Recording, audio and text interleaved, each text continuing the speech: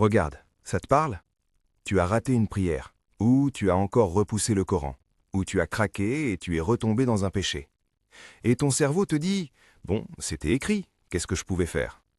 Sur le moment, tu respires un peu, puis la honte revient. Voilà ce que la plupart des gens ne comprennent pas. Le destin, ce n'est pas une excuse pour tout. Moi, c'est Driss, et je passe beaucoup trop de temps à réfléchir au qadar. Si tu es du genre à faire des efforts, puis à craquer, puis à tout justifier par le destin, abonne-toi et dis-moi en commentaire ce que tu essaies d'améliorer en ce moment. La prière, la discipline, ta langue, ton entourage? Ok, on va faire simple. On va voir où est le mythe, où est la vérité, et surtout quoi faire aujourd'hui pour ne plus vivre en mode « bon, tant pis ». Beaucoup pensent que « qadar » veut dire « si tout est déjà décidé, alors mes choix ne changent rien ». Mais le vrai problème, c'est que tu mélanges la science d'Allah et ton propre choix. Imagine, en France, une caméra au carrefour filme que tu as grillé un feu rouge. La caméra sait que tu l'as fait, mais elle ne t'a pas forcé à appuyer sur l'accélérateur. Savoir, ce n'est pas forcer. On simplifie encore. En islam, deux idées vont ensemble. Allah sait et il gère ce monde, et l'être humain est responsable de ses choix et de ses intentions. Ce n'est pas soit l'un, soit l'autre, c'est les deux. Moi, je l'explique comme ça. Tu prends le métro. Les lignes sont déjà là. Ça, tu ne l'as pas choisi.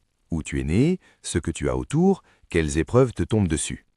Mais où tu tournes, à quelle station tu descends, si tu changes de ligne, ça, ce sont tes décisions à l'intérieur de ces lignes. Voilà pourquoi la phrase « c'était écrit » ne peut pas servir d'excuse après un péché, parce que tu n'es pas un robot. Tu as des signaux, des habitudes, des tentations, des choix possibles et un bouton « stop ». Je te raconte un truc perso. Il y a quelques années, je bossais, je rentrais fatigué et téléphone. Le classique, encore 5 minutes sur YouTube. Et d'un coup, il est déjà tard dans la nuit. Après ça, je manquais un truc important et je me disais « bon, je suis comme ça, je suis faible, tant pis ». Et puis, je vais chez mes parents. Ma mère, version marocaine, simple et directe. « Driss, t'es fatigué? Mange, mais d'abord, fais ce que tu dois faire. » Sans crier, calme, juste de l'ordre. Et là, j'ai compris. Le problème, ce n'était pas le destin, le problème, c'était que je vivais sans système. Et là, ça devient vraiment intéressant. Parfois, on utilise le destin, pas pour la religion, mais pour éviter de se culpabiliser. C'est une protection. Quand tu dis « c'était écrit », parfois tu dis en vrai « j'ai honte d'admettre que j'ai choisi le plus facile. J'ai peur de ne pas réussir à changer. J'ai peur de recommencer et de retomber. » C'est le piège du tout ou rien. Soit je suis musulman parfait, soit c'est fini, je suis perdu. Et pour ne pas sentir la douleur, le cerveau choisit une troisième option. C'est le destin. Sur le moment, ça soulage, mais ça te rend plus faible. Alors que l'islam n'est pas construit sur la perfection, il est construit sur le retour.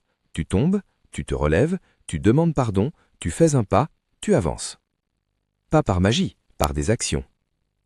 Là, peut-être que tu te dis « moi, j'ai pas la force, j'ai le travail, les études, la famille, je contrôle pas ma vie. » Je suis d'accord, tu ne contrôles pas tout, mais tu contrôles le prochain petit pas. Ou bien tu te dis « je suis allé trop loin, j'ai honte de revenir ». Écoute, la honte, c'est un signal, pas une condamnation. Et franchement, Shaitan adore deux modes. C'est pas grave et t'es foutu. Nous, on veut un troisième. Je recommence petit. On range ça clairement. Voilà un plan sur une semaine, sans héroïsme. Première chose, change la phrase. Au lieu de « c'était écrit », dis « c'est arrivé et mon prochain pas est entre mes mains ». Ça change ton rôle. Tu n'es pas spectateur, tu es acteur. Deuxième chose, trouve un seul déclencheur. Un seul. Qu'est-ce qui te fait le plus souvent dérailler? Le téléphone la nuit? Certaines fréquentations? La fatigue? La procrastination? Note-le, c'est tout. Troisième chose, mets une barrière contre ce déclencheur. Si c'est le téléphone, mets le chargeur dans une autre pièce pendant la nuit, ou au moins pendant l'heure de la prière. Si c'est la fatigue, baisse la barre, fais le minimum. Ablution, 2 unités de prière, une invocation courte. Le but n'est pas de faire beaucoup, le but est de ne pas lâcher. Quatrième chose, une petite victoire par jour. Choisis-en une prière à l'heure, ou 5 minutes de Coran, ou une bonne action sans témoin. Tu n'entraînes pas la perfection, tu entraînes le retour. Cinquième chose, le rituel après la chute, le plus important.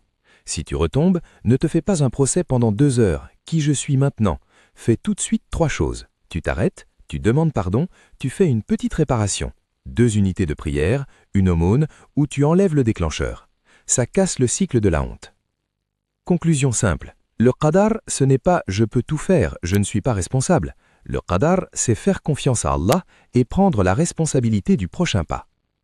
Tu n'as pas besoin d'être parfait en une semaine, mais tu dois arrêter de te cacher derrière une phrase qui te rend plus faible. Abonne-toi si tu veux ce genre de décryptage régulièrement. Et dis-moi en commentaire, dans le qadar, qu'est-ce qui est le plus dur pour toi? Accepter ou agir? Je lis tout et je ferai le prochain épisode à partir de vos questions.